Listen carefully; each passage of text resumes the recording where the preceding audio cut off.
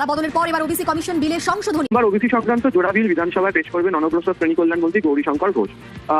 এ দুটোর ক্ষেত্রে মূলত দেখার যে 1993 সালের আইনের সংশোধন এনে কমিশনের কার্যকারিতা আরো স্পষ্ট এবং শক্তিশালী করার লক্ষ্যে বিলগুলোকে আনা হচ্ছে।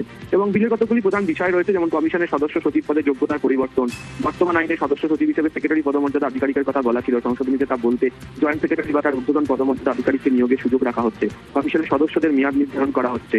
এছাড়া ক্ষমতা এবং দায়িত্ব আরো স্পষ্ট করে দেওয়া হচ্ছে। মূলত যে অভিযোগ গত কয়েক বছর ধরে ছিল, নতুন বিল আসার পর সেই অভিযোগগুলো থাকবে না বলেই তারা মনে করছেন, এবং যাদের যেটা পাওয়ার কথা, যাদের যেটা ন্যায্য অধিকার, সেটাই বিলের মধ্যে দিয়ে দেওয়ানো যাবে। এইটাই কারণেই বিলগুলোকে নিয়ে আসা হচ্ছে এবং আইন সংশোধন করা হচ্ছে রাজ্য বিধানসভায়। প্রয়োজন হচ্ছে যে তারা বলছেন যে পূর্বতন সরকারের আমলে এই ওবিসি সংরক্ষণের বিষয় নিয়ে একাধিক দুর্নীতি হয়েছে। তাদের বক্তব্য যে প্রচুর ব্যক্তি রয়েছেন, নানা গোষ্ঠী রয়েছেন, যাদেরকে বঞ্চিত করে বিশেষ কোনো সম্প্রদায়কে বাড়তি সুবিধা দেওয়া হয়েছে, এবং তার ফলে নিয়োগ ক্ষেত্রে বা অন্যান্য যে সুবিধা সংরক্ষণের আওতায় থাকা যারা থাকেন তারা সেটা পাচ্ছিলেন না, এবং অসুবিধাটা বারবার ধরে তৈরি হচ্ছিল। সেই কারণে দ্বিতীয় আইনেই সংশোধনী এনে ওবিসি তালিকায় কোনো গোষ্ঠীর নাম বেশি বা কম অন্তর্ভুক্ত হয়ে থাকলে তা নিয়ে নাগরিকদের আপত্তি জানানোর সুযোগ দেওয়া হচ্ছে কমিশনের কাছে। এছাড়া নাগরিকদের আবেদন বা আপত্তি যাচাই করে কমিশন যা মতামত দেবে তাই সরকারের মানার কথা উল্লেখ করা থাকবে এই সংশোধনী বিলের কথা।